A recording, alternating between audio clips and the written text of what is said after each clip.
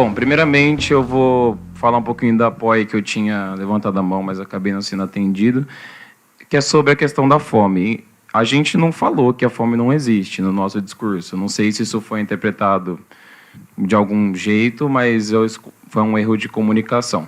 Bom, entrando um pouquinho agora nos seus argumentos, você falou um pouco sobre hobbies, sobre desigualdade, sobre a questão da fome, que já foi, né, conversado, e que a humanidade está assolada e não consegue evoluir.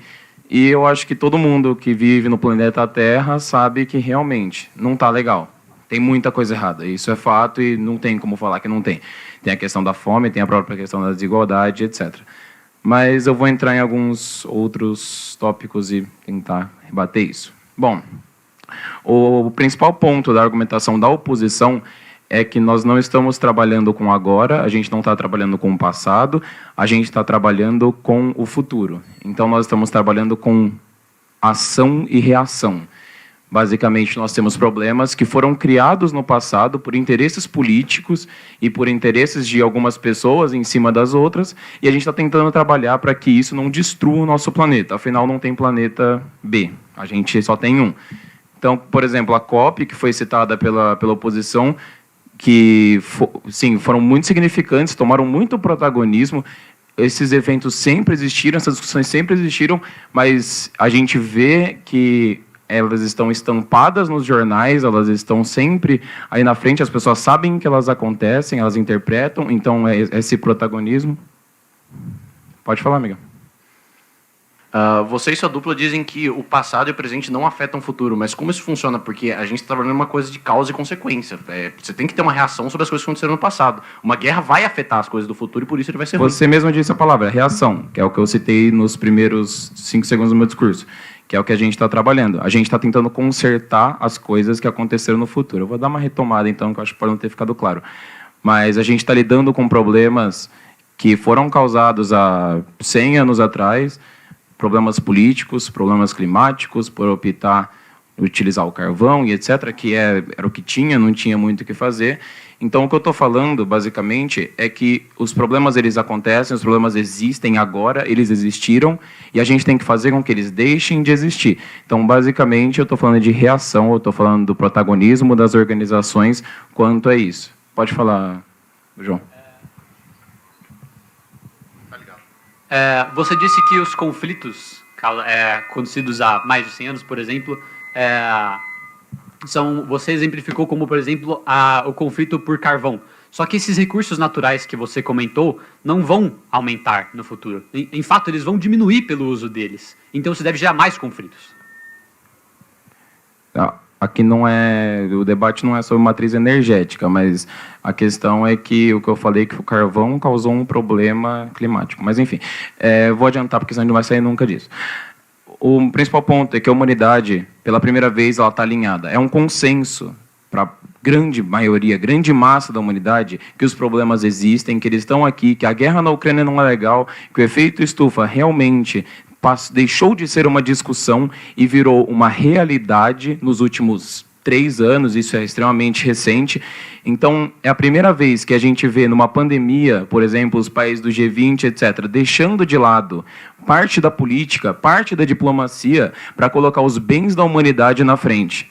Que isso é o que importava no momento. É a primeira vez que a gente tem a noção de que se a gente vai contra a humanidade, nós estamos indo contra nós mesmos. Então, esse é o principal ponto. É por isso que a gente está tendo um progresso, é por isso que a gente vai ter um futuro. Está bem agora? Claro que não, a gente voltou de uma pandemia, um vírus que assolou a nossa... Tudo que tinha de bom acabou, basicamente, por um tempo. Foi um pause na economia, um pause em tudo. Tá ruim, mas não é isso que a gente está negando, porque é impossível negar isso. A gente está falando que nós temos perspectiva com as ações que estão tendo nas organizações, nas instituições, e a gente deve confiar a elas, esse dever, a gente está tendo um progresso. Além disso, pode falar, Miguel.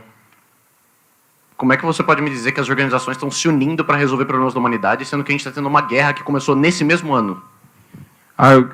As organizações se unirem não significa que as coisas estão resolvidas. Se fosse assim, estava ótimo. Mas o que eu estou te falando é que discussões que as pessoas simplesmente ignoravam estão sendo colocadas em pauta. Por exemplo, na Guerra Fria, citada, se não me engano, primeira pessoa do primeiro governo, o líder do primeiro governo.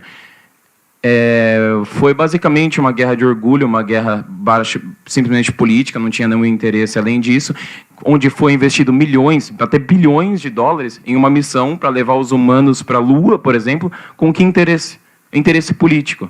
O que a gente vê hoje em dia quando a gente tem conflitos? A gente não vê mais as pessoas brigando simplesmente porque elas acham que elas são maiores e se saindo ilesas.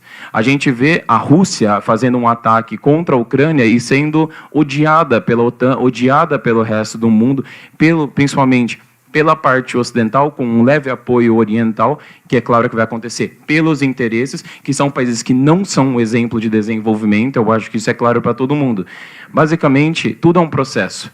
Então, a guerra é um processo, ela vai existir, a desigualdade é um processo que já aconteceu, a gente já teve o resultado, viu que não é legal, e ela vai existir. É uma utopia você falar que o capitalismo vai sobreviver sem desigualdade. O que a gente pode fazer é lutar por causas que afetam toda a humanidade, como as mudanças climáticas, como as guerras, e é exatamente isso que a gente está fazendo.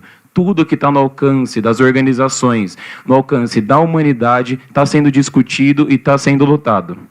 Basicamente, nós vivemos de processo, então a gente não consegue mudar o passado, a gente não consegue distorcer o que aconteceu. O que a gente consegue fazer é ajustar o nosso futuro para correr em uma melhor humanidade de bem-estar, que é basicamente o que as nossas organizações estão se esforçando para fazer.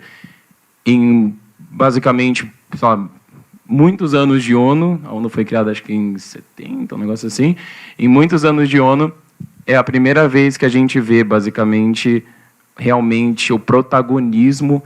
A COP27 aconteceu há 2 semanas atrás, a COP26 há mais ou menos 1 ano atrás, e elas são realmente mudanças, elas são a diferença, é nessas instituições que a gente tem que confiar e tem que ceder, basicamente, o que a gente sabe. Finalizo meu discurso.